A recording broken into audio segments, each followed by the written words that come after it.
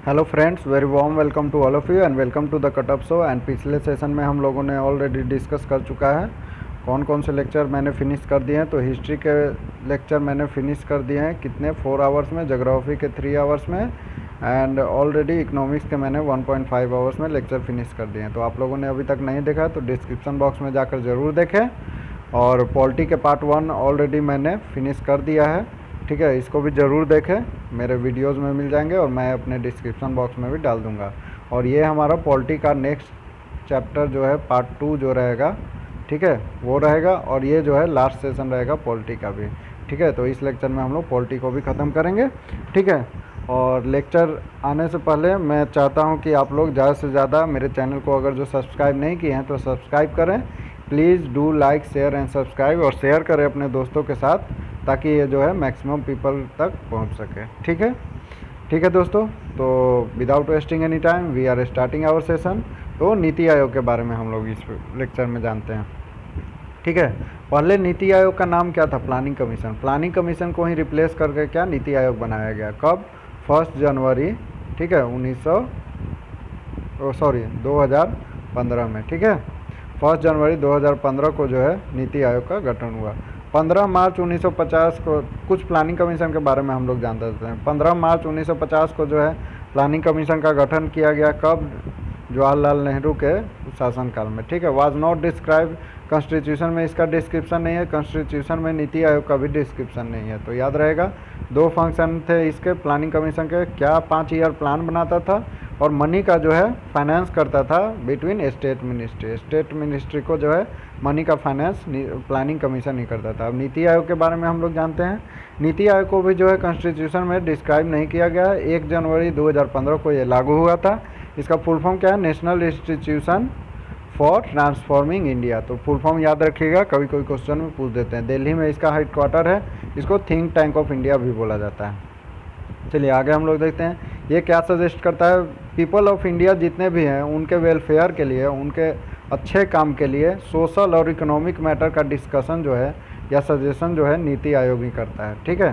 Since ये think tank of India है तो सोशल और economic welfare of people of India के बारे में नीति आयोग ही सोचता है, ठीक है। आगे हम लोग देखते हैं इसमें 2 हब आते हैं, नॉलेज एंड इनोवेशन हब और team India hub. Team India hub में हम लोग देखते हैं कि कैसा रिलेशन होना चाहिए, कैसे हम लोग रिलेशन को मेंटेन करें स्टेट और सेंटर के बीच में, वो जो है टीम इंडिया हब का काम है। और नॉलेज एंड इनोवेशन हब में हम लोग नीति आयोग को कैसे इम्प्रूव करेंगे उसके बारे में देखा जाता है। तो आगे हम लोग देखते हैं नीति आयोग का स्ट्रक्चर क्या है। सबसे पहले तो पीएम रहते हैं, प्राइम मिनिस्टर, जो कि हमारे अभी के नरेंद्र मोदी हैं, ठीक है। वो जो है चेयरमैन होते हैं नीति आयोग के। उसके नीचे वाइस चेयरमैन, फिर जो है सीईओ आते हैं, और उसके नीचे जो है 4 मेंबर्स रहते हैं। कौन कौन से मेंबर्स रहते हैं? मेंबर्स की कमेटी रहती है। फुल टाइम मेंबर्स रहेंगे, ठीक है। एक्स ऑफिशियो मेंबर्स रहेंगे जिसमें कि 4 मिनिस्टर आते हैं। गवर्नर काउंसिल, गवर्निंग काउंसिल रहेंगे। गवर्नर काउंसिल में कौन कौन आते हैं? सीएम आएंगे, ठीक है। And lieutenant governor of all UTs आएंगे, ठीक है। लेफ्टिनेंट गवर्नर जितने भी यूटीज़ के हैं, यूनियन टेरिटरीज़ के, वो सब आते हैं। और चीफ मिनिस्टर आते हैं स्टेट के। फिर से स्पेशल इनवाइटेड मेंबर्स भी आते हैं, जैसे कोई मेंबर्स को स्पेशली इनवाइट किया गया लाइक इनोवेशन हब के लिए या फिर नॉलेज हब के लिए, तो वो सब भी आते हैं। आगे हम लोग देखते हैं कि नीति आयोग और प्लानिंग कमीशन में डिफरेंस क्या है। तो ये जो है बॉटम टू टॉप अप्रोच है। इसका क्या मतलब हुआ? बॉटम टू टॉप अप्रोच का मतलब है इसका जो भी प्लानिंग किया जाता है, ठीक है, जो भी प्लानिंग किया जाता है नीति आयोग का, वो जो है एडवाइस लिया जाता है। सिंस देखिए यहाँ पर स्टेट के चीफ मिनिस्टर आते हैं और यूटीज़ के एलजी आते हैं, तो चीफ मिनिस्टर और एलजी से एडवाइस लिया जाता है टू सेंटर। सेंटर में एडवाइस दिया जाता है कि हाँ भाई ये प्लानिंग है, ये प्लानिंग सही है कि नहीं है। अगर जो गलत है तो वो प्लानिंग को जो है नहीं लाया जाता है, ठीक है। और प्लानिंग कमीशन क्या था? टॉप टू बॉटम अप्रोच, मतलब सेंटर जो है बताता था स्टेट को कि हाँ ये तुम्हारा प्लान है, इसके खिलाफ तुम ऐसा एक्शन लो, ठीक है। लेकिन इसमें क्या है, स्टेट के चीफ मिनिस्टर और एलजी से जो है एडवाइस लिया जाता है कि क्या क्या अप्रोच करना चाहिए, ठीक है। Strong importance to the state, state को जो है स्ट्रॉन्ग इम्पोर्टेंस दिया जाता है, स्टेट और यूनियन टेरिटरीज को, क्योंकि उन्हीं से एडवाइस लिया जा रहा है, ठीक है। No distribution of money, money का डिस्ट्रीब्यूशन नहीं किया जाता है इसमें। प्लानिंग कमीशन में क्या था? Distribution of money to state ministry किया जाता था। स्टेट मिनिस्ट्री को कितना मनी देना है वो सब भी जो है प्लानिंग कमीशन में आता था। और इसमें जो है इम्पोर्टेंस ऑफ स्टेट के बारे में कुछ नहीं कहा गया, क्योंकि ये डायरेक्ट सेंटर जो है अपना प्लान जो है स्टेट को बताता था प्लानिंग कमीशन में। ठीक है, तो इसका वर्किंग क्या क्या है नीति आयोग का, इसके बारे में देखते हैं। Increase domination of state for progress of nation. ठीक है, स्टेट के डोमिनेशन को जो है ये बढ़ा दिया, क्यों? क्योंकि स्टेट से एडवाइस वगैरह लेता है। ठीक है, progress of plan at village level, village level तक के प्लान को जो है इसमें डिस्कस किया जाता है। ठीक है, और उसमें प्रोग्रेस लाया जाता है। क्यों? क्योंकि देखिए सीएम के नीचे विधायक रहते हैं, विधायक जो है village as well as city दोनों को देखता है। ठीक है, तो विलेज लेवल तक का प्लान जो है इसमें डिस्कस किया जाता है और उसके बाद प्रोग्रेस का बात किया जाता है। Suggestion of state and centre at national and international level, national और इंटरनेशनल लेवल तक जो है सजेशन को डिस्कस किया जाता है बाय स्टेट एंड सेंटर। ठीक है, इम्प्रूवमेंट इन फेडरलिज्म में इम्प्रूवमेंट कैसे लाया जाए ये सब भी देखता है। अब हम लोग देखते हैं फाइनेंस कमीशन के बारे में, जिसे वित्त आयोग भी बोला जाता है। ठीक है, इसे आर्टिकल 280 में उल्लेख किया गया है। ठीक है, और ये जो है सेंट्रल फाइनेंस कमीशन के नाम से जाना जाता है। 1951 में इसका गठन हुआ था। प्रेसिडेंट जो है इसका हेड होता है। प्रेसिडेंट जो है फाइनेंस कमीशन का गठन करता है। ठीक है, फॉर एवरी 5 साल में एक बार जो है फाइनेंस कमीशन का गठन किया जाता है। 5 साल से पहले भी हो सकता है अगर जो उसकी ज़रूरत है तो। ठीक है, स्ट्रक्चर में हम लोग देखते हैं एक प्रेसिडेंट जो है हेड रहेगा। ठीक है, और ये जो है नियुक्त करेगा चेयरमैन का और 4 members of the finance commission. तो याद रखिएगा chairman and 4 members of the finance commission का हेड नॉमिनेशन कौन करता है? तो आप लोग याद रखिएगा किसके द्वारा इलेक्ट होते हैं? प्रेसिडेंट के द्वारा। President is the head of finance commission, ये भी याद रखिएगा। क्वालिफिकेशन क्या होना चाहिए? हाई कोर्ट का जज होना चाहिए। ठीक है, फाइनेंशियल मैटर को समझ में आना चाहिए और इकोनॉमिक्स भी जो है समझ में आना चाहिए। क्यों? देखिए फाइनेंस कमीशन है ये, तो इसमें इकोनॉमिक्स समझना बहुत ज़रूरी है, फाइनेंशियल मैटर समझना बहुत ज़रूरी है। ठीक है, और जज हाई कोर्ट का होना भी जो है इसके एक एलिजिबिलिटी में आता है। ठीक है, वर्किंग इसका क्या क्या है तो उसके बारे में हम लोग देखते हैं। ठीक है, distribution of tax between union and state by recommended by finance commission. ठीक है, कितना डिस्ट्रीब्यूशन होना चाहिए टैक्स का? ठीक है, मतलब स्टेट को कितना परसेंट मिलना चाहिए? अभी फ़िलहाल स्टेट को जो है टैक्स का 41% जो है सेंट्रल गवर्नमेंट देती है और 59% जो है सेंटर खुद अपने पास रखती है। ठीक है, तो ये सब जो डिस्ट्रीब्यूशन है कितना टैक्स का कितना हिस्सा स्टेट को मिलना चाहिए कितना सेंटर को मिलना चाहिए, फाइनेंस कमीशन ही इसका तय करता है। ठीक है, और फाइनेंस रिपोर्ट जो है वो प्रेसिडेंट को भेजा जाता है, क्योंकि प्रेसिडेंट इसका हेड है और प्रेसिडेंट जो है दोनों सदनों में उस फाइनेंस रिपोर्ट को बताते हैं। ठीक है, प्रेजेंट करते हैं। अब इम्पोर्टेंट पॉइंट्स कौन कौन से हैं? First chairperson of finance commission कौन थे? केसी नियोगी, याद रखिएगा 1952 से लेकर 1957 तक रखे थे। 13वें कौन थे? विजय एल केलकर, और 14वें कौन है? वाई भी रेड्डी, 2015 से 2020 सेशन तक। अभी के फाइनेंस कमिश्नर कौन है? फाइनेंस कमीशन के चेयरपर्सन आप लोग कमेंट बॉक्स में मुझे बताइए। चलिए ठीक है, स्टेट का फाइनेंस कमीशन का उल्लेख किस आर्टिकल में किया गया? 243(1) में। ठीक है, और सेंटर वाला किस में किया गया था? 280 में, तो याद रहेगा। चलिए देखते हैं अब इलेक्शन कमीशन के बारे में, जिसे निर्वाचन आयोग भी करते हैं, जो इलेक्शन कराता है। ठीक है, इसके फंक्शन के बारे में भी हम लोग आगे पढ़ेंगे। आर्टिकल 324 से 329 ए तक इसका उल्लेख है। इस्टेब्लिशमेंट कब हुआ? ठीक है, 25 जनवरी 1951 को इसको इस्टेब्लिशमेंट हुआ, इसीलिए जो है नेशनल वोटर्स डे भी जो है हम लोग 25 जनवरी को ही मनाते हैं। ठीक है, अब हम लोग देखते हैं पहला जनरल इलेक्शन कब हुआ था? 1951-52 के बीच में। ठीक है, इसे पार्ट 15 में रखा गया। टोटल कितने पार्ट्स हैं? तो 22 पार्ट्स हैं। 22 पार्ट में 15वें पार्ट में जो है इलेक्शन कमीशन को रखा गया। अब स्ट्रक्चर इसका देखते हैं। स्ट्रक्चर पहले क्या था इसका? एक सिंगल मेंबर होता था जिसको कि इलेक्शन कमीशन बोलते हैं। अब जो है 1993 के बाद क्या कर दिया गया? 3 मेंबर का कमेटी बिठाया गया इसमें, जिसमें एक चीफ इलेक्शन कमिश्नर होता है।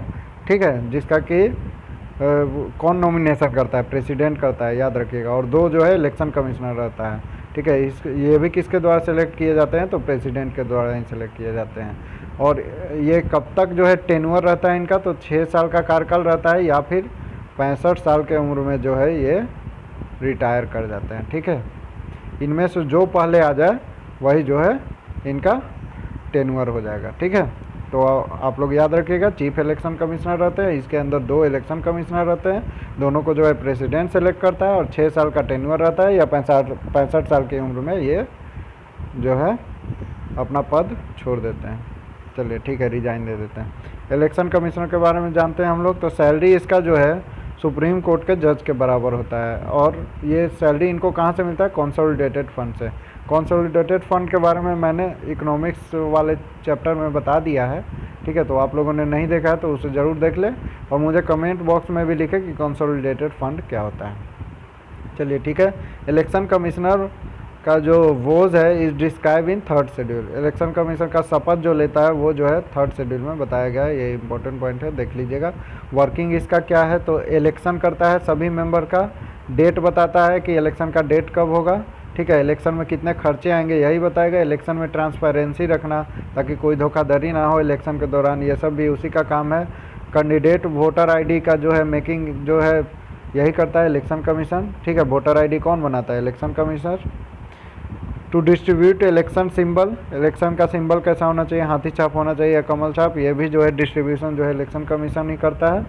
कोड ऑफ कंडक्ट मतलब आचार संहिता जहाँ पर लगाना हो तो वो भी कौन लगाता है? इलेक्शन कमीशन ही, ठीक है। हमारे पहले इलेक्शन कमिश्नर कौन थे? तो सुकुमार सेन, याद रखिएगा। 20वें नंबर के चीफ इलेक्शन कमिश्नर कौन थे? नासिम जैदी, ठीक है। और इलेक्शन कमिश्नर कौन थे अभी के 20वें नंबर के? कौन है? अचल कुमार और ओम प्रकाश रावत, ठीक है। Only female chief election commission, ये याद रखिएगा, ठीक है। केवल एक ही महिला आज तक में चीफ इलेक्शन कमिश्नर बनी है और वो कौन है?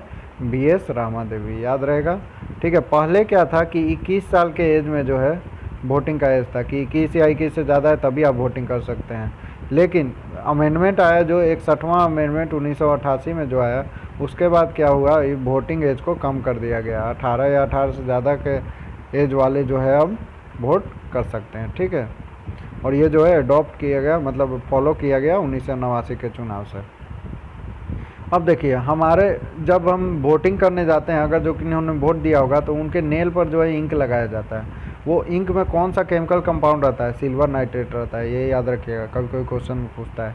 EVM मशीन के बारे में जानते हैं हम लोग, इलेक्ट्रॉनिक वोटिंग मशीन होता है, ठीक है। पहले बार ये यूज हुआ था केरला के पारूर में 1982 में, और पूरी तरह से इलेक्शन किया गया था EVM मशीन के द्वारा। वो इलेक्शन करने वाला पहला राज्य कौन सा था? गोवा, और 1999 में इसने इलेक्शन किया था, ठीक है, तो याद रहेगा। अब पार्लियामेंट के बारे में अब हम लोग जानते हैं, ठीक है। पार्लियामेंट के 3 पार्ट रहते हैं, लोकसभा, राज्यसभा और प्रेसिडेंट। पार्लियामेंट का उल्लेख किस आर्टिकल में है? तो 79 नंबर आर्टिकल में इसका उल्लेख किया गया है, और 80 नंबर आर्टिकल में राज्यसभा का, 81 में जो है लोकसभा को बताया गया है। लोकसभा का लोअर हाउस बोलते हैं, राज्यसभा को अपर हाउस बोलते हैं, और प्रेसिडेंट भी जो है इसका पार्ट है। तो क्वेश्चन में पूछता है पार्लियामेंट के कितने पार्ट है, तो बस लोकसभा और राज्यसभा ही नहीं होगा, प्रेसिडेंट भी होगा इसका पार्ट, तो 3 पार्ट्स ऑफ पार्लियामेंट, ठीक है। आर्टिकल 79 में इसका उल्लेख है, ऑलरेडी मैं बता चुका हूँ, ठीक है। पार्लियामेंट को सेशन कौन बुलाता है? तो प्रेसिडेंट, याद रखिएगा। लोकसभा, इसको हाउस ऑफ द पीपल भी बोलते हैं, ठीक है, इसको लोअर हाउस बोलते हैं, ऑलरेडी मैंने डिस्कस कर दिया है। 5 साल ऑफ कैंडिडेचर रहता है मेंबर्स ऑफ लोकसभा का, मतलब कितने साल का कार्यकाल रहता है मेंबर्स ऑफ लोकसभा का? तो 5 साल का। ये किसके द्वारा इलेक्ट होते हैं? तो पीपल ऑफ इंडिया, हम लोग जो है वोटिंग करके जो है लोकसभा के मेंबर्स को इलेक्ट करते हैं, ठीक है। वो लोकसभा के मेंबर जो है फर्दर चेयरमैन और वाइस चेयरमैन ऑफ लोकसभा को नियुक्त करते हैं कि हमारा चेयरमैन कौन होगा और वाइस चेयरमैन कौन होगा, वो कौन नियुक्त करता है? तो मेंबर्स ऑफ लोकसभा ही नियुक्त करते हैं। इसका एलिजिबिलिटी क्या होना चाहिए? तो सिटीजन ऑफ इंडिया होना चाहिए, मिनिमम एज 25 साल का होना चाहिए, ठीक है। मतलब आइदर नहीं, दोनों सेटिस्फाई होना चाहिए। एक तो इंडिया का सिटीजन होना चाहिए और 25 साल का मिनिमम एज होना चाहिए, तभी जो है आप लोकसभा के इलेक्शन में खड़े हो सकते हैं। आगे हम लोग देखते हैं प्रेजेंट में मेंबर्स, टोटल मेंबर्स कितने रहते हैं? तो मैक्सिमम जो है 512 मेंबर रहते हैं। तो अगर जो क्वेश्चन में पूछेगा how many maximum number of Lok Sabha can be there in Indian constitution, तो 552, ठीक है, जिसमें कि 550 जो है स्टेट और यूटी से आते हैं। उसमें भी 530 स्टेट से होने चाहिए और 20 जो है यूटी से होने चाहिए, यूनियन टेरिटरी से। और 2 मेंबर जो हैं 2 मेंबर एंग्लो इंडियन मेंबर्स रहते हैं, जिसका कि सिलेक्शन जो है प्रेसिडेंट करता है। अभी एट प्रेजेंट और करंट में कितने मेंबर्स है, तो 545, जिसमें 543 जो है स्टेट्स और यूनियन टेरिटरी से है, जिसमें 530 जो है राज्यों से है, और केंद्र शासित प्रदेश से 13 है, और 2 जो है एंग्लो इंडियन मेंबर्स है, जिनको कि राष्ट्रपति नियुक्त किए हैं। चलिए आगे हम लोग देखते हैं काउंसिल ऑफ मिनिस्टर के बारे में। काउंसिल ऑफ मिनिस्टर जो है लोकसभा के लिए रिस्पॉन्सिबल रहते हैं। तो काउंसिल ऑफ मिनिस्टर में आते कौन कौन है, तो देखिए काउंसिल ऑफ मिनिस्टर के चेयरमैन सबसे पहले कौन होते हैं, तो प्राइम मिनिस्टर। ठीक है, इसमें प्राइम मिनिस्टर आते हैं, कैबिनेट मिनिस्टर, स्टेट मिनिस्टर और मिनिस्टर ऑफ बिना विभाग भी आते हैं। चलिए ठीक है, अब हम लोग कुछ जान लेते हैं नो कॉन्फिडेंस मोशन के बारे में। दोस्तों नो कॉन्फिडेंस मोशन ऐसा मोशन होता है जैसे किसी लोकसभा मेंबर में 100 मेंबर है, ठीक है, मान लीजिए एक का 51 मेंबर है जिन्होंने बहुमत हासिल किया। बहुमत हासिल करने के लिए 51 मेंबर चाहिए, ठीक है, 50 + 51 है, और इधर जो है विपक्ष पार्टी में 49 मेंबर थे। इन्होंने अपना पीएम को इलेक्ट कर लिया, ठीक है, पीएम लिया।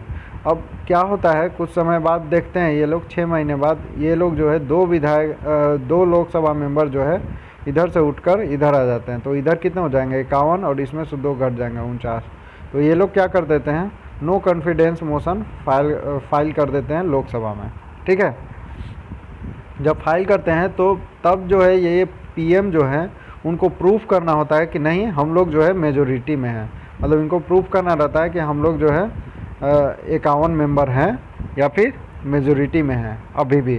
ठीक है, तभी ये पीएम रह सकते हैं। अगर जो ये अपना मेजोरिटी को नहीं प्रूफ कर पाएंगे तो फिर क्या होगा कि इधर से जो है क्या होगा, मान लीजिए इनके पास अभी 49 ही मेंबर हैं, ठीक है, तो इधर क्या हो गया 49 × 2 = 51 जो हो गए, ये जो है अपना एक पीएम सेलेक्ट कर लेंगे। तो इसी को हम लोग क्या बोलते हैं कि नो कॉन्फिडेंस मोशन। ठीक है, ये जो है साल में एक बार ही लिया जा सकता है। चलिए आगे हम लोग देखते हैं, याद रखिएगा, it is taken for only 1 time in a year, एक ही बार होता है ये। इसको जो है लोकसभा में ही बस लाया जा सकता है।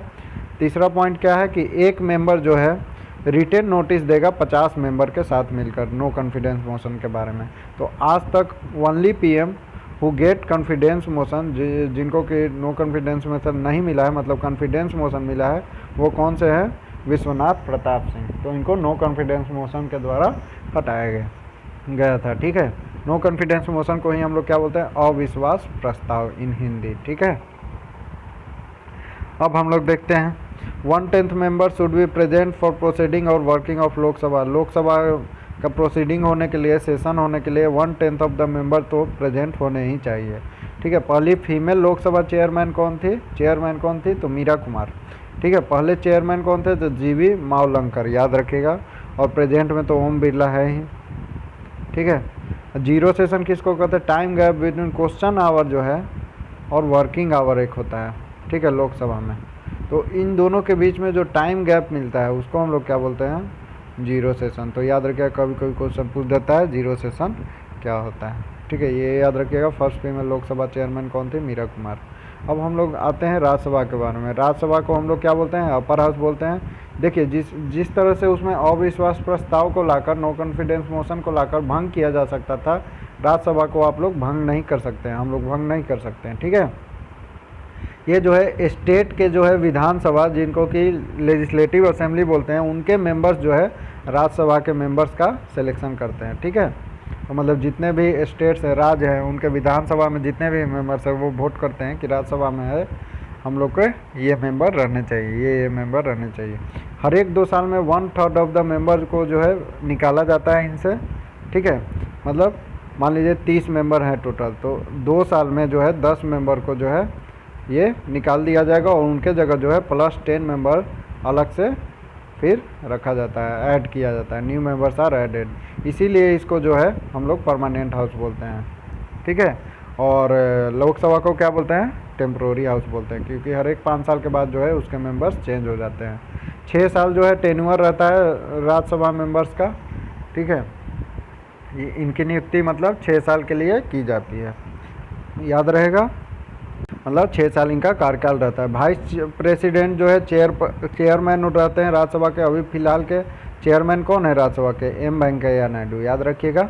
ठीक है, वो जो है वाइस प्रेसिडेंट ऑफ इंडिया भी है। उनका टेन्योर कितना रहता है, 5 साल का कार्यकाल रहता है वाइस प्रेसिडेंट का, तो याद रखिएगा। ठीक है, वाइस चेयरमैन इलेक्ट किए जाते हैं by members of Rajya Sabha. Members of Rajya Sabha जो है वाइस चेयरमैन का उप राष्ट्रपति का जो है वो उपाध्यक्ष का जो है चुनाव करते हैं, ठीक है, इलेक्ट किए जाते हैं। एलिजिबिलिटी क्या होना चाहिए, तो सिटीजन ऑफ इंडिया होना चाहिए और एज जो है 30 साल होना चाहिए मिनिमम, ठीक है। लोकसभा का एज कितना मिनिमम था, 25 साल, इसका 30 साल है। स्ट्रक्चर के बारे में हम लोग देखते हैं, टोटल मैक्सिमम जो है 250 मेंबर्स रह सकते हैं, ठीक है। और एट प्रेजेंट कितना है उसके बारे में डिस्कस कर देते हैं। तो 245 जो है प्रेजेंट में है, जिसमें कि 233 जो है स्टेट्स और यूनियन टेरिटरी से लिए गए, केंद्र शासित प्रदेश और राज्यों से, जिसमें 229 जो है स्टेट से और 4 जो है यूनियन टेरिटरी से लिए गए और 12 जो है प्रेसिडेंट के द्वारा जो है नॉमिनेटेड और इलेक्टेड रहते हैं। 12 जो है प्रेसिडेंट को पावर रहता है कि आप जो है इलेक्ट कर सकते हैं राज्यसभा में मेंबर्स को। तो याद रहेगा 250 मैक्सिमम रहता है, 245 जो है अभी है।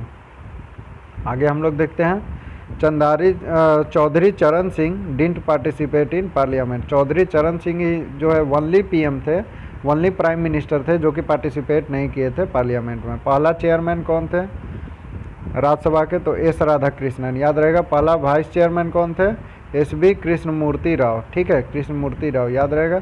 प्रेजेंट में वेंकैया नायडू, एम वेंकैया नायडू ऑलरेडी मैंने बता दिया है, ठीक है। अब डिफरेंट कमिटीज़ जो है जिसको समिति बोलते हैं और पार्लियामेंट कौन कौन रहते हैं, ठीक है। तो एक आता है लोक लेखा कमेटी, ठीक है, इसमें टोटल 22 मेंबर रहते हैं, इसमें 15 लोकसभा में और 7 जो है राज्यसभा में रहते हैं, ठीक है। इसके चेयरमैन कौन रहते हैं, तो leader of opposing party, opposing जो पार्टी है उसके चेयरमैन रहता है। वर्क क्या करता है कि डिस्कस करता है कि कितना क्या खर्च आया और कैग ऑफ मिनिस्ट्रियल डिपार्टमेंट, ठीक है। Discuss on expenditure and CAG of minister department, minister के डिपार्टमेंट में कितना एक्सपेंडिचर हो रहा है और उसका क्या क्या काम कर रहा है क्या नहीं, उन सब के बारे में वर्किंग कौन देखता है, तो लोक लेखा कमेटी, इसी को बोलते हैं लोक सभा कमेटी भी, ठीक है, याद रहेगा। सॉरी, लोक सेवा कमेटी भी बोलते हैं, लोक सेवा और लोक लेखा कमेटी ये दोनों एक ही हैं। आगे हम लोग देखते हैं कुछ और कमेटी आते हैं, नियम कमेटी, ठीक है, जिसको कि रूल्स कमेटी बोलते हैं। फिर से विशेषाधिकार कमेटी जिसको कि प्रिविलेज कमेटी बोलते हैं। एडहॉक कमेटी जिसको कि तदर्थ समिति हिंदी में बोलते हैं, ठीक है। लोक लेखा committee chairman is elected by Lok Sabha chairman, Lok Sabha के जो चेयरमैन होते हैं वही लोक लेखा कमेटी के चेयरमैन का नियुक्ति करते हैं, ठीक है। इनको लोक लेखा को इंग्लिश में क्या बोला जाता है, पब्लिक अकाउंट कमेटी। चलिए अब आगे हम लोग देखते हैं प्रेसिडेंट के बारे में। अब हम लोग पढ़ते हैं प्रेसिडेंट का उल्लेख पार्ट 5 में किया गया, 5वें भाग में, ठीक है। इसमें आर्टिकल 52 से 151 के बीच में जो है प्रेसिडेंट का उल्लेख किया गया है, ठीक है, आर्टिकल 52 से 62 के बीच में, ठीक है।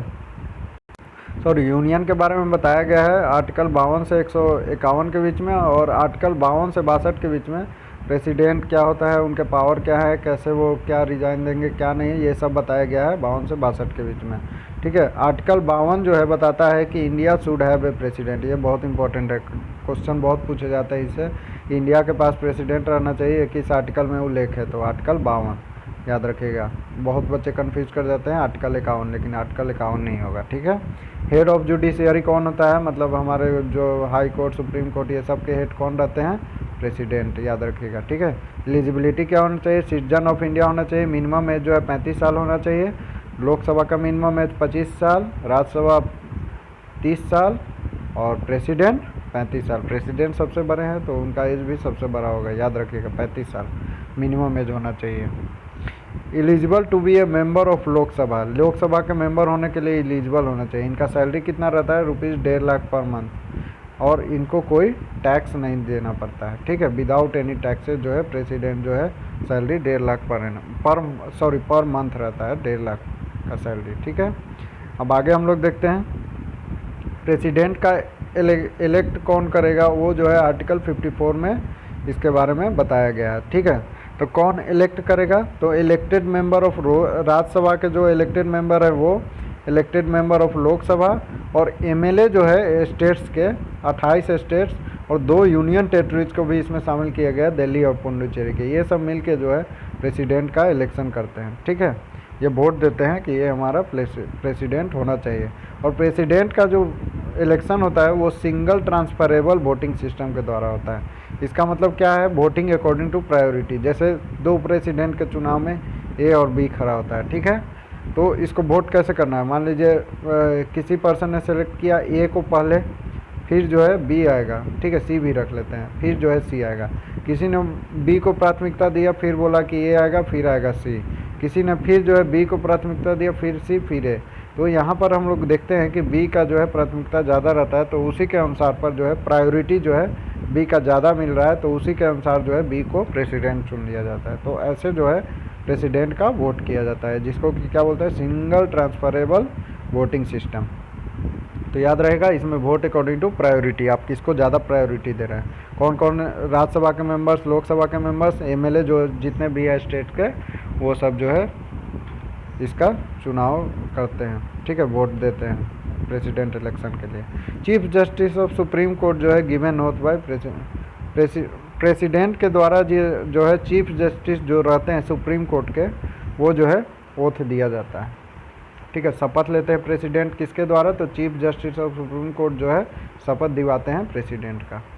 आगे हम लोग देखते हैं, ठीक है, और इनको जो है महाभियोग के द्वारा इम्पीचमेंट, जो कि आर्टिकल 61 में मेंशन है, याद रखिएगा, ये भी क्वेश्चन पूछता है, आर्टिकल 61 में महाभियोग का उल्लेख है, ये क्वेश्चन पूछता है, ठीक है। तो इम्पीचमेंट जो है आर्टिकल 61 में उल्लेख है, जिसके द्वारा प्रेसिडेंट को हटाया जा सकता है, ठीक है।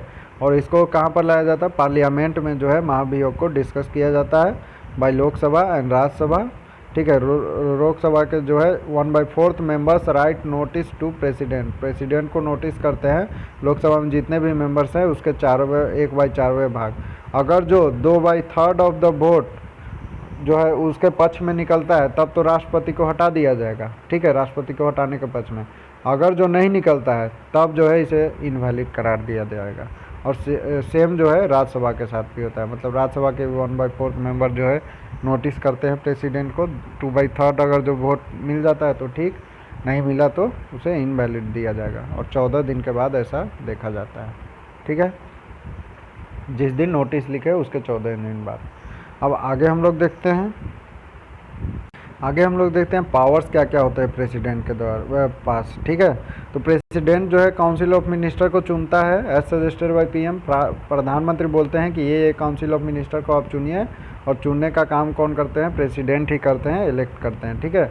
Chief justice of supreme court और हाई कोर्ट का चुनाव कौन करता है, मतलब किसके द्वारा इलेक्ट किए जाते हैं, तो प्रेसिडेंट के द्वारा ही, ठीक है। जितने भी हाई कोर्ट है और सुप्रीम कोर्ट है, उनके चीफ जस्टिस कौन रहेंगे, उनको कौन नियुक्त करेगा, तो कौन नियुक्ति करता है, तो प्रेसिडेंट, ठीक है। अटॉर्नी जनरल ऑफ इंडिया का भी जो है सिलेक्शन कौन करते हैं, प्रेसिडेंट ही करते हैं। प्रेसिडेंट ही जो है चेयरमैन और मेंबर्स ऑफ लोकसभा आयोग का भी चुनाव करते हैं, ठीक है। Members of finance commission already मैंने डिस्कस कर दिया, फाइनेंस कमीशन का हेड कौन रहता है, प्रेसिडेंट। तो मेंबर्स ऑफ फाइनेंस कमीशन भी जो है चुनते कौन है, प्रेसिडेंट ही, ठीक है। गवर्नर्स ऑफ स्टेट्स के कौन राज्यपाल रहेंगे, विभिन्न राज्यों के राज्यपाल का चुनाव कौन करते हैं, प्रेसिडेंट ही करते हैं। तो याद रखिएगा, प्रेसिडेंट जो है यूनिक पार्ट ऑफ पार्लियामेंट है, पार्लियामेंट का अनोखा पार्ट है, ठीक है। Science change in rule and regulation in constitution में जो भी रूल एंड रेगुलेशन होगा, अंतिम साइन जो है प्रेसिडेंट का मतलब साइन उसमें बहुत ज़रूरी है, उनके प्रेसिडेंट के साइन के बिना वो पास नहीं होगा, ठीक है। पॉकेट विडो पावर भी इनके पास है, बोला जाता है no sign neither tell nor anything. इसका मतलब क्या है, पॉकेट विडो पावर इनके पास होता है, ठीक है, मतलब कोई साइन और कोई नाइदर टेल एनीथिंग, ठीक है। No sign neither tell anything, इसका मतलब है पॉकेट विडो पावर, ना ही साइन करेंगे ना इधर कुछ नहीं बोलेंगे, ठीक है। मतलब इनको उतना हक नहीं रहता है, ठीक है, कि मान लीजिए हम चाहते हैं कि ये मेरे अनुसार नहीं है, ठीक है, लेकिन लोकसभा के मेंबर्स और राज्यसभा के मेंबर्स से पास होकर जब कोई भी बिल या फिर रूल रेगुलेशन जाता है प्रेसिडेंट के पास, तो उनको मजबूरी में साइन करना ही पड़ता है, ठीक है। अगर जो नहीं करेंगे तो फिर कुछ दिन बाद जो है दोबारा इनके पास आता है। आर्टिकल 72 में क्या है, president can free A culprit man, ठीक है। कोई मान लीजिए कल्प्रिट मैन है, जिन्होंने कुछ गुनाह किया है, ठीक है, तो प्रेसिडेंट के पास इतना पावर रहता है कि वो जो है उसको मतलब मुक्ति दे सकते हैं, मतलब छोड़ सकते हैं ऐसे भी, ठीक है। ये जो है हेड ऑफ ऑल आर्मीज होते हैं, जो भी हमारा आर्मी है, ठीक है, जल सेना, थल सेना, वायु सेना, उन सब के हेड कौन रहते हैं, प्रेसिडेंट रहते हैं। प्रेसिडेंट अपना रेजिग्नेशन जो है वाइस प्रेसिडेंट को देता है, ठीक है। और वाइस प्रेसिडेंट जो है प्रेसिडेंट बन सकता है after him for maximum of 6 महीने तक, मैक्सिमम जब तक कि प्रेसिडेंट नहीं चुने जाते हैं 6 महीने तक मैक्सिमम जो है वाइस प्रेसिडेंट रह सकता है जब वो रिजाइन करता है वाइस प्रेसिडेंट को, ठीक है। तब देखिए group session of Lok Sabha and Rajya Sabha और parliament is called by president. Already मैंने बता दिया पार्लियामेंट का सेशन जो है किसके द्वारा बुलाया जाता है, तो प्रेसिडेंट के द्वारा। इमरजेंसी पावर कुछ रहते हैं, 3 टाइप ऑफ इमरजेंसी पावर होते हैं, एक नेशनल इमरजेंसी, स्टेट इमरजेंसी और फाइनेंस इमरजेंसी, ठीक है। नेशनल इमरजेंसी 3 बार अभी तक ले दिया गया है, 352 नंबर आर्टिकल में इसका उल्लेख है, आर्टिकल 356 में उल्लेख है स्टेट इमरजेंसी का, फाइनेंशियल इमरजेंसी का आर्टिकल 360 में उल्लेख है, ठीक है। तीनों में देखिए 4-4 का अंतर है। आगे हम लोग देखते हैं, मतलब मान लीजिए फाइनेंशियल कुछ इमरजेंसी आई तो उस समय भी हम लोग इमरजेंसी ले सकते हैं, अभी तक एक भी बार ये नहीं लिया गया। आगे हम लोग देखते हैं नेशनल इमरजेंसी कब कब 3 बार लिया गया है। नेशनल इमरजेंसी में एक वार के टाइम जो है हम लोग नेशनल इमरजेंसी, मान लीजिए कहीं युद्ध हो गया तो उस टाइम जो है किसी देश से युद्ध हो गया तब हम लोग नेशनल इमरजेंसी ले सकते हैं। एक्सटर्नल डिवीज़न, कोई दूसरा देश आकर हमला कर दिया या फिर कोई इन्वेड कर दिया तब भी जो है हम लोग नेशनल इमरजेंसी लेते हैं। या फिर आर्म्ड फोर्सेस के द्वारा जो है रिवेलियन, विद्रोह कर दिया जाएगा तो वो भी जो है नेशनल इमरजेंसी उस समय भी लागू होता है, ठीक है। तो एक बार जो है 1962 में नेशनल इमरजेंसी लिया गया था, इंडिया चाइना का वार था उस टाइम। 1971 में इंडिया पाकिस्तान वॉर के टाइम जो है नेशनल इमरजेंसी लिया गया था। और 1975 में जो है इंटरनल पीसफुल के नाम पर नहीं, मतलब इंटरनल पीसफुल था, ठीक है, आंतरिक अशांति जिसको बोल सकते हैं, मतलब देश के अंदर जो है पीसफुल नहीं था, उसके कारण जो है नेशनल इमरजेंसी लिया गया था। ये जो है चेंज भी कर दिया गया था 44th अमेंडमेंट में, ठीक है, कि अगर जो इंटरनल अनपीसफुल है तब भी जो है आप नेशनल इमरजेंसी ले सकते हैं, जो कि 1975 में है। चलिए ठीक है, अब हम लोग देखते हैं 1975 में ऐसा चेंज किया गया था। अब हम लोग देखते हैं only president who is 2 times elected as president. 2 times president होने वाले प्रेसिडेंट 2 टाइम जो है प्रेसिडेंट चुने गए थे, वो कौन से ऐसे प्रेसिडेंट थे, तो डॉक्टर राजेंद्र प्रसाद, याद रहेगा ये पहले राष्ट्रपति भी थे, ठीक है। भारत के पहले राष्ट्रपति कौन थे, doctor Rajendra Prasad. First female president कौन है, डॉक्टर प्रतिभा सिंह पाटिल, ठीक है, प्रतिभा देवी पाटिल, सॉरी, ठीक है, प्रतिभा पाटिल जो है पहली फीमेल प्राइम मिनिस्टर प्रेसिडेंट थे, ठीक है। ये क्या है, अनकंटेस्टेड विनर प्रेसिडेंट अभी तक में कौन है, इन्होंने कंटेस्ट नहीं किया था प्रेसिडेंट के लिए, ठीक है, और ये विनर रहे थे प्रेसिडेंट के चुनाव में, तो वो कौन है, नीलम संजीव रेड्डी, ठीक है, याद रहेगा। President who died during their tenure, मतलब वो अपने कार्यकाल के दौरान मर गए थे, तो वो कौन कौन थे, जाकिर हुसैन और फखरुद्दीन अली अहमद, ठीक है, ये 2 साल में ही मर गए थे। 1967 में इनका प्रेसिडेंट सेलेक्ट हुए थे और 1969 में इनकी मृत्यु हो गई थी, जाकिर हुसैन का और फखरुद्दीन अली अहमद का, ठीक है। आर्टिकल 61 जो बताता है इम्पीचमेंट ऑफ प्रेसिडेंट के बारे में, ये इंपॉर्टेंट है, मैंने ऑलरेडी इसका डिस्कशन कर दिया है। अब हम लोग देखते हैं PM and council of ministers के बारे में। अब हम लोग देखते हैं प्राइम मिनिस्टर और काउंसिल ऑफ मिनिस्टर्स के बारे में। तो काउंसिल ऑफ मिनिस्टर को मंत्री परिषद भी बोलते हैं और मंत्रिमंडल बोलते हैं कैबिनेट ऑफ मिनिस्टर्स को। ऑलरेडी मैंने डिस्कस किया है, काउंसिल ऑफ मिनिस्टर में पीएम होते हैं, सेंट्रल मिनिस्टर, स्टेट मिनिस्टर और वाइस मिनिस्टर होते हैं, ठीक है। और कैबिनेट ऑफ मिनिस्टर्स में इसका चेयरमैन भी कौन होते हैं, प्राइम मिनिस्टर ही होते हैं, ठीक है, और सेंट्रल मिनिस्टर इसमें होते हैं। काउंसिल ऑफ मिनिस्टर में सेंट्रल मिनिस्टर क्या देखते हैं, finance ministry, home ministry, defence ministry, education ministry, agriculture minister, ये सब जो आते हैं ये सब किस में आ जाते हैं, सेंट्रल मिनिस्टर में आते हैं, ठीक है। Road and transport minister, central minister, home minister, ये सब कौन सा मिनिस्टर है, सेंट्रल मिनिस्टर हैं। स्टेट मिनिस्टर क्या करते हैं, सजेस्ट करते हैं कि कैबिनेट ऑफ मिनिस्टर में कौन कौन से मिनिस्टर रहेंगे, ठीक है। और वाइस मिनिस्टर क्या करते हैं, provide parliamentary and political help to central and state minister. Political और पार्लियामेंट्री हेल्प जो है वाइस मिनिस्टर ही करते हैं, ठीक है, सेंट्रल और स्टेट मिनिस्टर को। अगर जो किसी हेल्प की ज़रूरत पड़ती है पॉलिटिकली पार्लियामेंट में तो वो हेल्प कौन करता है, वाइस मिनिस्टर, याद रखिएगा, ठीक है। अब नोट में हम कुछ देख लेते हैं। Sometimes vice PM is also included in council of minister, कभी कभी जो है उप प्रधानमंत्री भी जो है काउंसिल ऑफ मिनिस्टर में शामिल किए जाते हैं। एग्जाम्पल इसका है कि पहला वाइस पीएम ऑफ इंडिया कौन थे?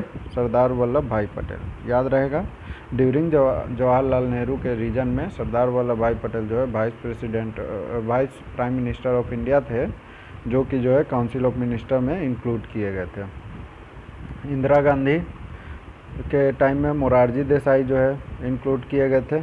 अटल बिहारी वाजपेयी, लाल कृष्ण आडवाणी जो है उस समय थे। ठीक है, चलिए अब देखते हैं हम लोग ठीक है, अटल बिहारी वाजपेयी के टाइम में लाल कृष्ण आडवाणी को रखा गया था वाइस पीएम, जो कि काउंसिल ऑफ मिनिस्टर में शामिल थे। चलिए अब हम लोग देखते हैं आर्टिकल 74 क्या बोलता है। One council of minister will be there to suggest president and who chief is PM. मतलब काउंसिल ऑफ मिनिस्टर एक होना चाहिए, ठीक है, will be there to suggest president, कि प्रेसिडेंट कौन होगा और उसका चीफ कौन होगा?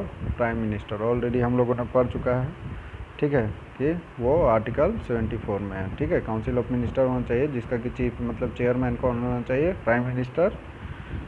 और सजेस्ट करता है प्रेसिडेंट को कौन?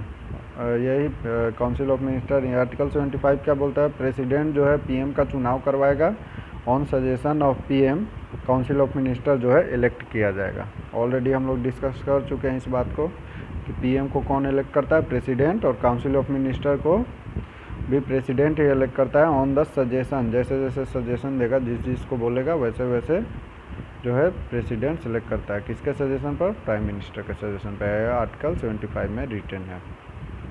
ठीक है, उसी तरह से आर्टिकल 75(3) जो कि बहुत इंपॉर्टेंट है, काउंसिल ऑफ मिनिस्टर जो है is collectively responsible to Lok Sabha.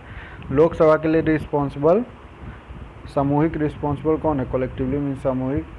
Lok Sabha के लिए रिस्पॉन्सिबल कौन होता है? काउंसिल ऑफ मिनिस्टर ही होता है। ये किस आर्टिकल में लिखा हुआ है? 75(3) में। And personally responsible to president. और पर्सनली रिस्पॉन्सिबल, देखिए, कलेक्टिवली रिस्पॉन्सिबल है लोकसभा के लिए और पर्सनली रिस्पॉन्सिबल है प्रेसिडेंट के लिए, तो ये टर्म याद रखिएगा।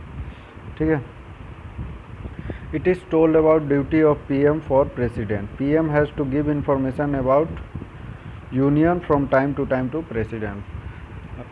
मतलब प्रधानमंत्री को जो है अपना इंफॉर्मेशन जो है शेयर करना रहता है यूनियन को टाइम से टाइम प्रेसिडेंट के पास। ठीक है, जैसे जैसे टाइम जो है प्रेसिडेंट से उसको बातचीत करना पड़ता है और इन्फॉर्मेशन शेयर करना पड़ता है। ये आर्टिकल 78 में लिखा गया है। ठीक है, एक 91st अमेंडमेंट आया था। ठीक है, number of council of minister, जिसमें डिसाइड हुआ था कि 15% of total members of Lok Sabha होंगे। ठीक है, तो याद रखिएगा किस अमेंडमेंट में जो है 15% ऑफ टोटल मेंबर्स ऑफ, जैसे टोटल मेंबर ऑफ अगर जो लोकसभा 545 है तो इसका जो है 15% जो है काउंसिल ऑफ मिनिस्टर रहेंगे। ठीक है, ये 91st अमेंडमेंट में आया था।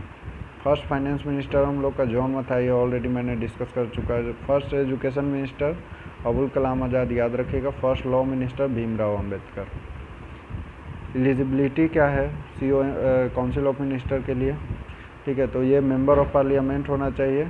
अगर जो मेंबर ऑफ पार्लियामेंट नहीं है तो वो जो है 6 महीने के अंदर जो है वो काउंसिल ऑफ मिनिस्टर हो सकता है, लेकिन 6 महीने के अंदर जो है उसको मेंबर होने के लिए, पार्लियामेंट के मेंबर होने के लिए एलिजिबल होना ज़रूरी है।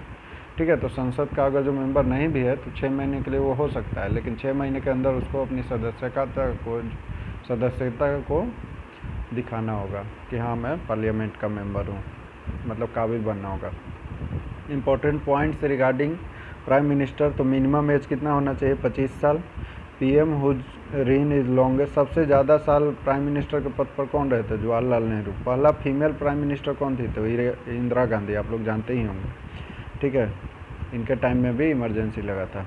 Prime minister who does not go to Lok Sabha कौन थे? चौधरी चरण सिंह। ऑलरेडी मैंने डिस्कस किया था, चौधरी चरण सिंह ऐसे प्रधानमंत्री थे पार्लियामेंट में हिस्सा नहीं लिए थे, लोकसभा में नहीं गए थे।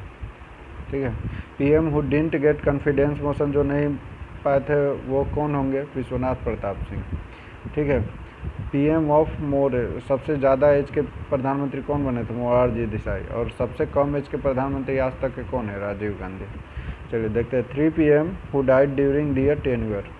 मतलब अपने कार्यकाल में 3 पीएम मर गए थे। कौन कौन? तो जवाहरलाल नेहरू, इंदिरा गांधी आप लोग जानते होंगे, और लाल बहादुर शास्त्री, ये भी आप लोग जानते ही होंगे। It's not necessary that PM should be a member of Lok Sabha and Rajya Sabha, but with in 6 month he should be a member of either Lok Sabha. और ये भी वही बात है कि ये कोई ज़रूरी नहीं है कि पीएम जो है लोकसभा या राज्यसभा का मेंबर हो, लेकिन 6 महीने के अंदर उसको अपनी सदस्यता साबित करनी होगी, ठीक है, कि वो लोकसभा का मेंबर है या फिर राज्यसभा, दोनों में से कोई एक। No confidence motion, it is a part by opposition. No confidence motion के बारे में अविश्वास प्रस्ताव के बारे में ऑलरेडी मैंने आपको बता चुका है कि क्या होता है। चलिए देखते हैं अब लेजिस्लेचर के बारे में, विधानमंडल के बारे में, ठीक है। लेजिस्लेचर के 2 पार्ट होते हैं। इसको जो है आर्टिकल 168 में डिस्क्राइब किया गया है। इसके 2 पार्ट होते हैं, लेजिस्लेटिव असेंबली और लेजिस्लेटिव काउंसिल, जिसको कि हम लोग अपर हाउस भी बोलते हैं। लेजिस्लेटिव काउंसिल का मतलब हो गया विधान परिषद, और लेजिस्लेटिव असेंबली का मतलब हो गया विधानसभा, ठीक है। लेजिस्लेटिव काउंसिल जो है अपर हाउस बोलते हैं ऑफ स्टेट, और इसको जो है 169 नंबर आर्टिकल में बताया गया है, और 170 नंबर आर्टिकल में लेजिस्लेटिव असेंबली का उल्लेख किया गया है, जिसको लोअर हाउस बोलते हैं। तो लेजिस्लेटिव असेंबली के बारे में पढ़ लेते हैं। ये जो है लोअर हाउस ऑफ लेजिस्लेचर होता है, ठीक है। विधानमंडल का लोअर हाउस को क्या बोलते हैं? विधानसभा। ये आर्टिकल 170 में इसका उल्लेख है। इसका उल्लेख 168 में है, फिर अपर वाला आ जाएगा 169, फिर लोअर वाला आ जाएगा 170। चलिए याद रहेगा। एलिजिबिलिटी क्या है? इसका लोएस्ट एज जो है जस्ट लाइक लोकसभा की तरह ये है। विधानसभा और लोकसभा में आप बहुत सारी समानता देखेंगे। विधानसभा जो है सेंट्रल लेवल पर रहता है, लोकसभा जो है लेजिस्लेटिव असेंबली स्टेट लेवल पर रहता है, ठीक है। तो इसका सबसे कम एज कितना होना चाहिए? जो पर्सन एलिजिबल होगा 25 साल। इसका कार्यकाल क्या होता है? 5 साल, जस्ट लाइक लोकसभा, ठीक है। In each state minimum member कितना होना चाहिए? 60, ठीक है। और maximum members of legislative assembly कितना होना चाहिए? हर एक स्टेट में मिनिमम एक क्राइटेरिया दिया गया और मैक्सिमम नंबर, तो मैक्सिमम नंबर 500 होना चाहिए और मिनिमम जो है 60 होना चाहिए। लेकिन इसमें कुछ एक्सेप्शन है, जैसे गोवा में देखिए 40 ही लेजिस्लेटिव असेंबली है, ठीक है। मिजोरम में भी 40 ही है, और सिक्किम में तो सबसे कम है 32। तो अगर जो कोई क्वेश्चन पूछता है which state is lowest legislative assembly members, then the answer is Sikkim. Election कैसे होता है? People of the state vote करते हैं। जैसे बिहार में लेजिस्लेटिव असेंबली का इलेक्शन करवाना है तो क्या करेंगे? पीपल वहाँ पर वोट करेंगे लेजिस्लेटिव असेंबली के मेंबर के लिए। Governor can appoint 1 Anglo Indian member as a legislative assembly, ठीक है। गवर्नमेंट के पास पावर है कि 1 एंग्लो इंडियन मेंबर को लेजिस्लेटिव असेंबली का मेंबर नियुक्त कर सकता है, ठीक है। In the past in Jammu and Kashmir government can appoint 2 female members as legislative assembly. अभी तो जम्मू एंड कश्मीर को स्टेट नहीं दिया गया है, तो इस पॉइंट को क्योंकि जम्मू एंड कश्मीर को 2 पार्ट में डिवाइड कर दिया गया, आप लोग जानते ही होंगे, कश्मीर एंड लद्दाख में, और दोनों को यूनियन टेरिटरीज करार दे दिया गया है। तो वहाँ पर तो अब एलजी कार्यकाल होगा, ठीक है। तो इसके बारे में हम लोग अभी नहीं पढ़ते हैं, आगे देखते हैं। 1 chairman and 1 vice chairman for chairmanship of legislative assembly who is appointed by members of legislative. Members of legislative assembly जो है एक चेयरमैन और एक वाइस चेयरमैन अपना नियुक्त करते हैं। चलिए देखते हैं। चेयरमैन जो है रिजाइन करता है वाइस चेयरमैन को, और वाइस चेयरमैन जो है रिजाइन करता है चेयरमैन को, याद रहेगा। Chairman decide the bill as money bill और not, and by permission of governor it is kept in the legislative assembly, ठीक है। चेयरमैन डिवाइड कोई भी जब बिल आता है तो वो मनी बिल है या फिर मनी बिल नहीं है, उसका डिसीजन कौन लेता है? चेयरमैन, ठीक है। और वो किससे परमिशन लेता है इसके लिए? तो गवर्नर से, राज्यपाल से जो है इसका परमिशन लेता है, और उसी के थ्रू जो है फिर गवर्नमेंट के थ्रू जो है it is capped in the legislative assembly में जो है इसको प्रस्तुत किया जाता है, ठीक है। और जिस तरह से लोकसभा में 1/10 ऑफ द मेंबर होना ज़रूरी है लोकसभा का सेशन होने के लिए, इसी तरह से 1/10 of the total member of legislative assembly should be present for the proceeding of legislative assembly, ठीक है। तो दोनों में लगभग बहुत ज़्यादा समानता है। इसमें भी क्या है, 1/10 ऑफ द टोटल मेंबर जितने भी है लेजिस्लेटिव असेंबली के वो प्रेजेंट होना ज़रूरी है, जिससे कि सेशन हो सके लेजिस्लेटिव असेंबली का, विधानसभा का। अब देखते हैं number of members of legislative assembly सबसे ज़्यादा किस राज्य में? तो ये क्वेश्चन भी पूछता है, यूपी में सबसे ज़्यादा है, जो कि बहुत बार क्वेश्चन आ भी चुके हैं। तो उत्तर प्रदेश में याद रखिएगा 403 जो है लेजिस्लेटिव असेंबली है, इसका नंबर भी याद रखिएगा जो कि हाईएस्ट है। सिक्किम में तो आप लोग जानते ही हैं सबसे कम है 32। बाकी आंध्र प्रदेश, त्रिपुरा, नागालैंड, मणिपुर, मेघालय में 60 मेंबर हैं, और यूनियन टेरिटरीज में न्यू दिल्ली, पुडुचेरी में ऐसा मतलब यूनियन टेरिटरी जिसके पास भी लेजिस्लेटिव असेंबली है वो कौन सा है, न्यू दिल्ली और पुडुचेरी। ठीक है, याद रहेगा। ऐसे जो है यूनियन टेरिटरीज मतलब केंद्र शासित प्रदेश में लेजिस्लेटिव असेंबली नहीं होते हैं। ठीक है, अब हम लोग देखते हैं, लेकिन एक्सेप्शन में कौन आ गया, न्यू दिल्ली और पुडुचेरी। अब हम लोग देखते हैं वर्क क्या है लेजिस्लेटिव असेंबली का। तो कानून बनाने का काम इसी का है, law making. Control on judiciary, judiciary पे कंट्रोल रहता है। हाई कोर्ट पर इनका ही कंट्रोल रहेगा। ठीक है, फिर से पुलिस पर इनका कंट्रोल रहेगा। कॉन्स्टिट्यूशनल अमेंडमेंट, जो भी मॉडिफिकेशन वगैरह करना है, कॉन्स्टिट्यूशन में अमेंडमेंट करना है स्टेट के लिए, वो सब काम कौन करेंगे, लेजिस्लेटिव असेंबली के मेंबर ही करेंगे। राइट्स रिगार्डिंग सिलेक्शन, ठीक है, ये अगर जो नो कॉन्फिडेंस मोशन जो आता है अपोजिशन पार्टी के द्वारा, देन जो है legislative assembly member have to be resign from their post. ठीक है, नो कॉन्फिडेंस मोशन मैं ऑलरेडी बता चुका हूँ। ठीक है, तो नो कॉन्फिडेंस मोशन अगर जो आता है, ठीक है, लेजिस्लेटिव असेंबली में, तो अपोजिशन के द्वारा, और यह अगर जो सक्सेस हो जाता है, ठीक है, मतलब सफलतापूर्वक हो जाता है, तो सारे जो मेंबर्स हैं लेजिस्लेटिव असेंबली के, ठीक है, सबको जो है अपने पद से रिजाइन देना पड़ेगा। तो याद रखिएगा, ये बात इंपॉर्टेंट बात है। If any minimum is not MLA, if any minister is not MLA, then he can be minister for maximum of 6 month. ये वही बात हो गया, अगर जो आप कोई मिनिस्टर जो है लेजिस्लेटिव असेंबली में है, एमएलए नहीं है, तो उसको जो है अपना सदस्यता 6 महीने के अंदर प्रूव करना होगा, नहीं तो उसे हटा दिया जाएगा। चलिए आगे हम लोग देखते हैं लेजिस्लेटिव काउंसिल के बारे में। ठीक है, विधान परिषद भी इसको बोलते हैं, इसको अपर हाउस बोला जाता है ऑफ स्टेट। ठीक है, जैसे आर्टिकल 169 में ऑलरेडी मेंशन है, मैंने बता चुका है। ठीक है, if legislative assembly of any state is 2/3 of majority of presently members, then legislative council then legislative council can be established and ended by permission of governor and parliament। ये देख लीजिए, अगर जो लेजिस्लेटिव असेंबली किसी state का जो है 2/3 of majority करता है, ठीक है, मतलब लेजिस्लेटिव असेंबली के जो मेंबर हैं वो वोट करते हैं, ठीक है, लेजिस्लेटिव काउंसिल को बनाने के लिए। अगर जो 2/3 vote in the favour of legislative council बनाने के आ जाएगा, तभी जो है लेजिस्लेटिव काउंसिल का जो है इस्टेब्लिशमेंट किया जाएगा, बनाया जाएगा in by the permission of governor and parliament. मतलब राज्यपाल और पार्लियामेंट, संसद के परमिशन से जो है लेजिस्लेटिव काउंसिल का गठन किया जाएगा। कब गठन किया जाएगा, जब आपको 2/3 बहुमत मिल जाए लेजिस्लेटिव असेंबली के मेंबर्स के द्वारा।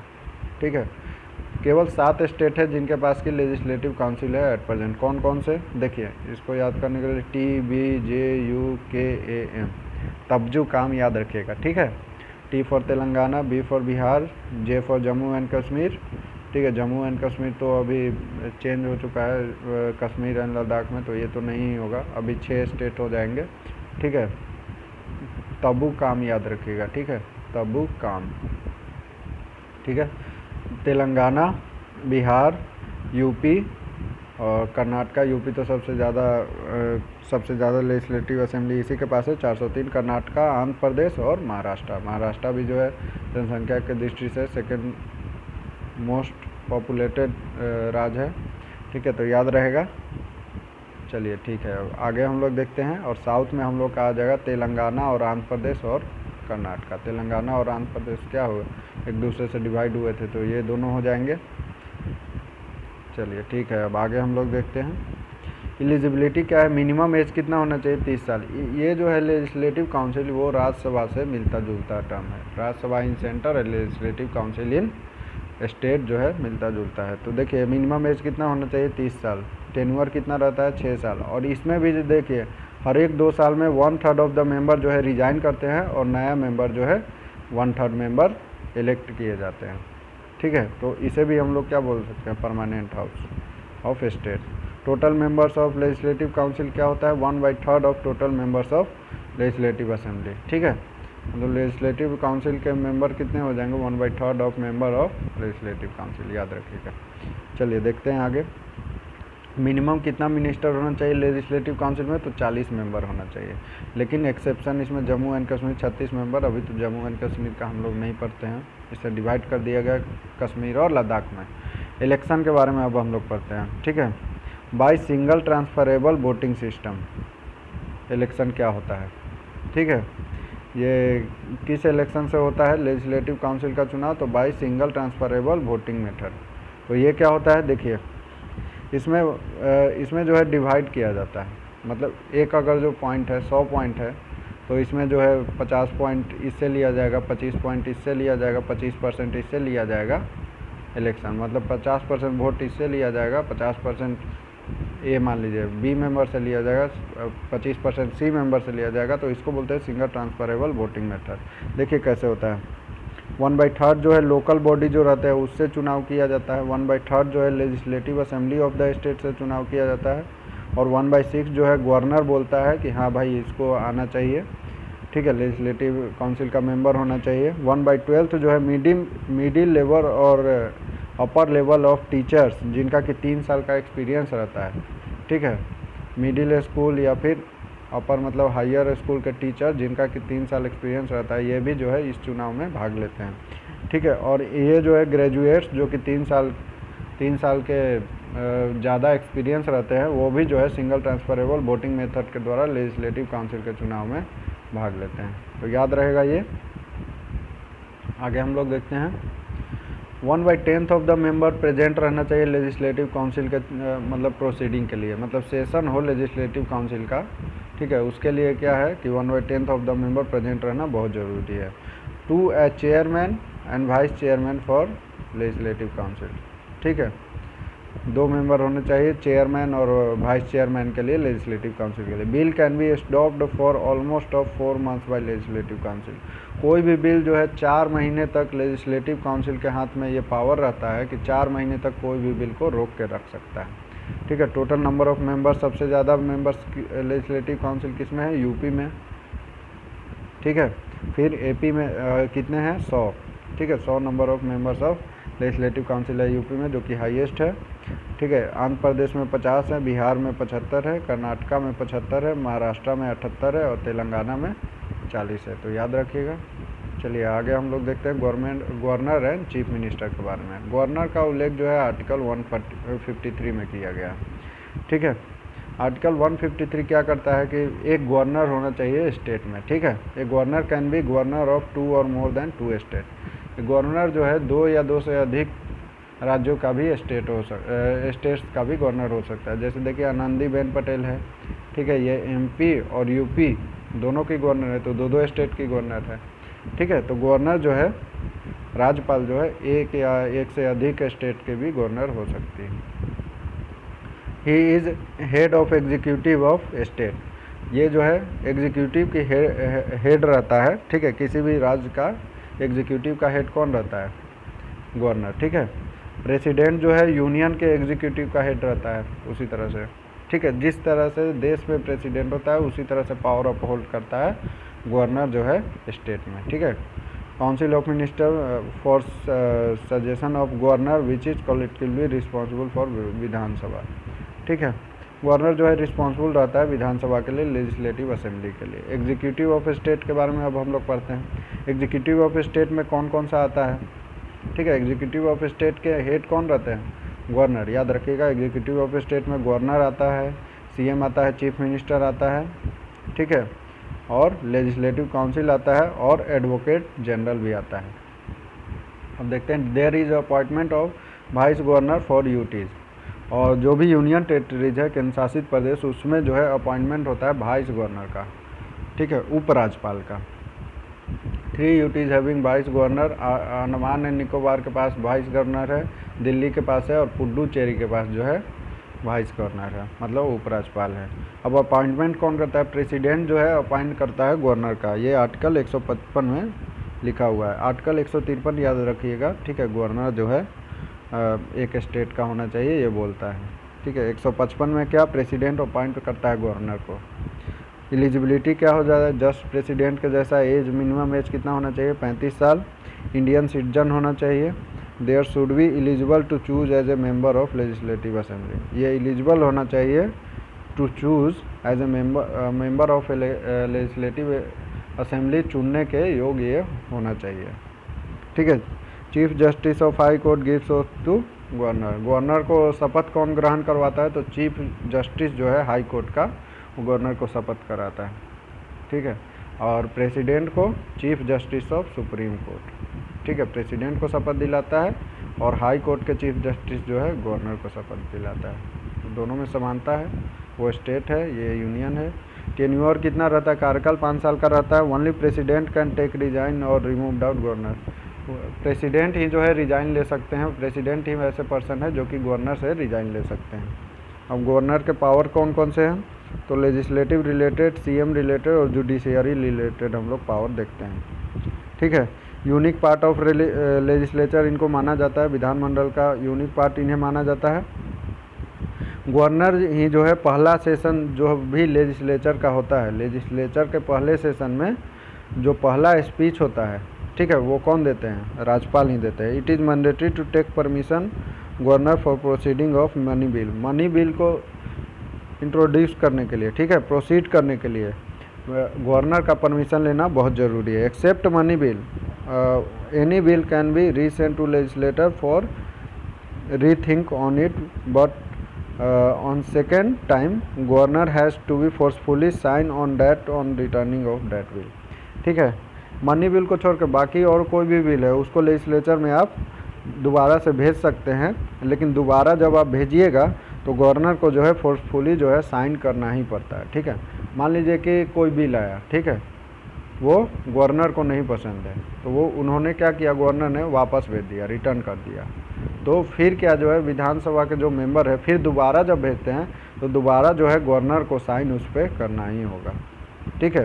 दोबारा में उनके मतलब नहीं चलती है, दोबारा में उनको साइन करना ही होगा।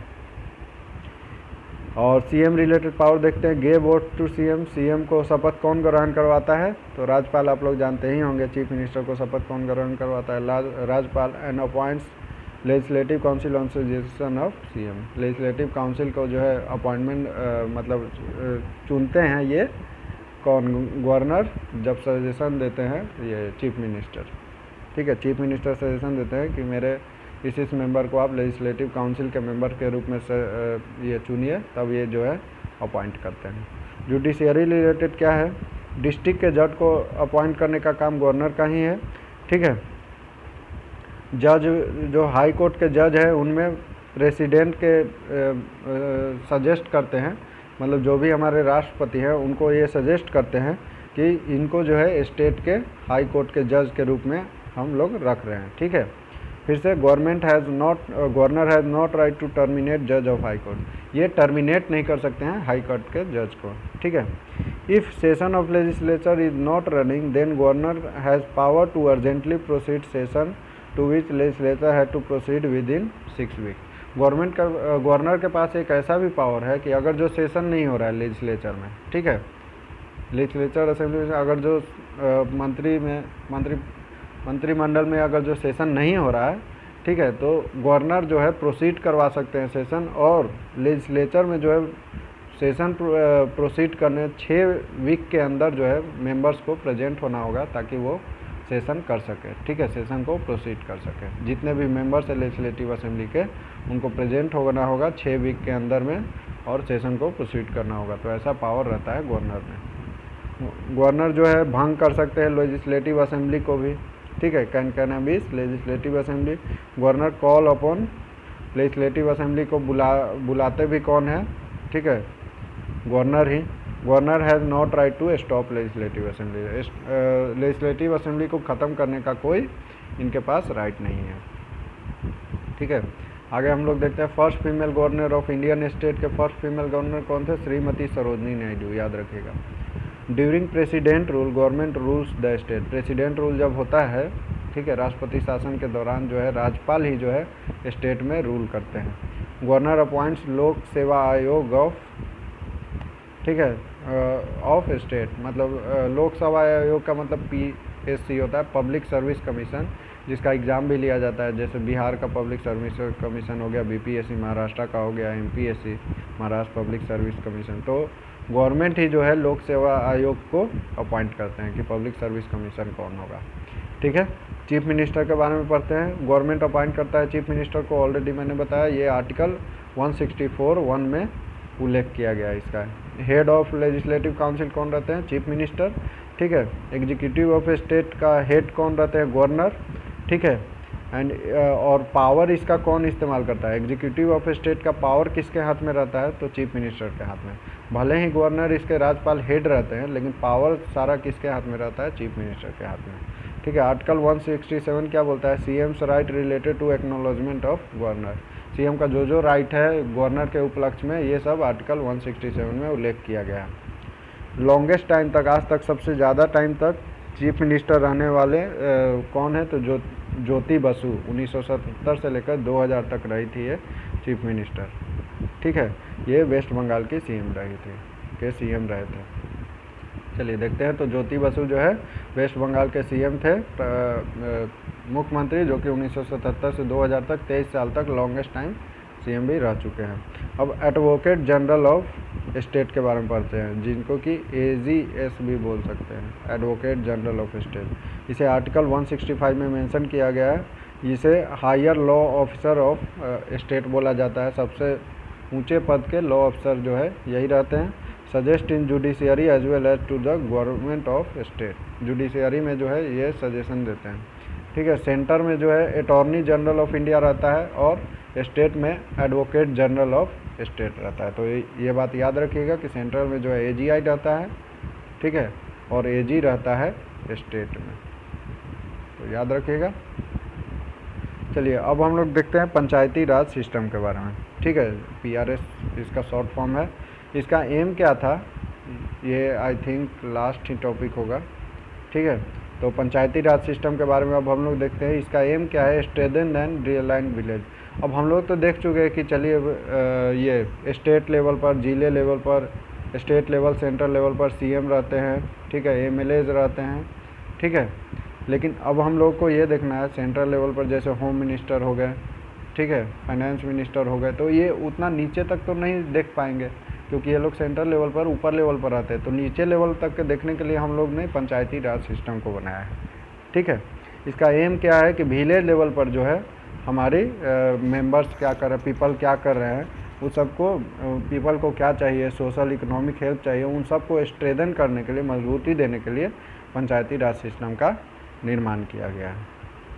पंचायती राज सिस्टम को ही रूरल सेल्फ गवर्निंग सिस्टम भी बोलते हैं। 1880 से 84 के बीच टेन्योर ऑफ लॉर्ड रिपन का था, जो कि known as golden age of Panchayati Raj system. Lord Ripon के कार्यकाल को, जो कि 1880 से 84 के बीच था, उसको हम लोग बोलते हैं गोल्डन एज है पंचायती राज सिस्टम का। तो याद रखिएगा, क्वेश्चन में पूछता है गोल्डन एज ऑफ पीआरएस किसको बोला जाता है? तो लॉर्ड रिपन के कार्यकाल को। चलिए देखते हैं। After independence PRS is group, Panchayati Raj system is grouped in part 4 of article 40। इसे किसमें ग्रुप किया गया है? तो चौथे भाग में, ठीक है, 4th पार्ट में इसका उल्लेख किया गया है। और आर्टिकल कौन सा है? 40 है। बट इसे जो है कॉन्स्टिट्यूशनल दर्जा नहीं दिया गया है, कॉन्स्टिट्यूशनल रेटिंग इसको नहीं दिया गया है। ठीक है, संवैधानिक दर्जा इसे नहीं दिया गया है पंचायती राज सिस्टम को।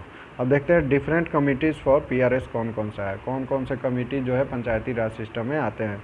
तो बलवंत राय मेहता कमेटी सबसे पहले आया था 1957 में। इन्होंने बताया था कि 3 टायर होना चाहिए पंचायती राज सिस्टम का। कौन कौन सा? एक विलेज लेवल पर, एक ब्लॉक लेवल पर, एक डिस्ट्रिक्ट लेवल पर। विलेज लेवल पर क्या होना चाहिए? विलेज पंचायत। ब्लॉक लेवल पर पंचायत समिति, और डिस्ट्रिक्ट लेवल पर डिस्ट्रिक्ट काउंसिल होना चाहिए।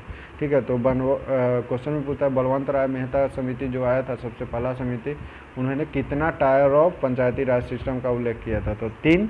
कौन कौन सा? ये भी पूछ सकता है। ठीक है, विलेज, ब्लॉक और डिस्ट्रिक्ट लेवल पर। Rajasthan first state to allow Panchayati Raj system in 1959। तो याद रखिएगा, राजस्थान ऐसा पहला स्टेट था जिसको कि जो है पीआरएस पंचायती राज सिस्टम जो है अलाउ किया था। ठीक है, 2 अक्टूबर 1959 को क्या है, Nagaur district of Rajasthan, Pandit Jawaharlal Nehru started Panchayati Raj system. Panchayati Raj system start किए थे पंडित जवाहरलाल नेहरू ने नागौर डिस्ट्रिक्ट ऑफ राजस्थान में। उसके बाद कौन सा? साउथ, अगर जो साउथ में आ जाएंगे तो आंध्र प्रदेश ने जो है कुछ दिन बाद जो है पंचायती राज सिस्टम को अपने स्टेट में अलाउ किया था। अब देखते हैं आगे हम लोग अशोक मेहता कमेटी के बारे में। इन्होंने बताया था कि 2 टायर ऑफ सिस्टम होना चाहिए पंचायती राज सिस्टम में। अब कौन कौन से टायर इन्होंने बताया था, एक मंडल लेवल पर, एक डिस्ट्रिक्ट लेवल पर। मंडल लेवल पर जो है मंडल पंचायत होना चाहिए, डिस्ट्रिक्ट लेवल पर डिस्ट्रिक्ट काउंसिल होना चाहिए। ठीक है, ये जो है विलेज लेवल को रिप्लेस करके जो है मंडल लेवल एक बना दिए थे, जिसके कारण मंडल पंचायत जो है मंडल लेवल पर रहना चाहिए। ठीक है, तो याद रहेगा अशोक मेहता कमेटी जो है उन्होंने 2 टायर ऑफ सिस्टम के बारे में बताया था। ठीक है, तो ये याद रखिए, पूछता है। पीवी के राय समिति, ये बहुत इंपॉर्टेंट है। ठीक है, पीवी के राय समिति ने जो है 4 tier system of Panchayati Raj system के बारे में बताया कि पंचायती राज सिस्टम के 4 टायर होने चाहिए। कौन कौन से, एक स्टेट लेवल पर कौन सा, स्टेट डेवलपमेंट काउंसिल, और डिस्ट्रिक्ट लेवल पर डिस्ट्रिक्ट काउंसिल, मंडल लेवल पर मंडल पंचायत, ठीक है, और विलेज लेवल पर विलेज सभा, मतलब ग्राम सभा होना चाहिए। ठीक है, अब आगे हम लोग देखते हैं सिंधवी समिति एक होता है। ठीक है, हाँ, सिंधवी समिति, उसका स्थापना कब हुआ था, 1986 में, और एक फुंगन समिति 1988 में इसका स्थापना हो गया था। ठीक है, तो ये 2 समिति जो है, ठीक है, ये 2 समिति बताया था कि पंचायती राज सिस्टम को भी जो है कॉन्स्टिट्यूशन में शामिल करना चाहिए, संविधान में शामिल करना चाहिए। तो याद रखिएगा कौन कौन से ऐसे समिति थे जिन्होंने बोला था पंचायती राज सिस्टम को कॉन्स्टिट्यूशन में शामिल होना चाहिए, सिंधवी समिति और थुंगन समिति।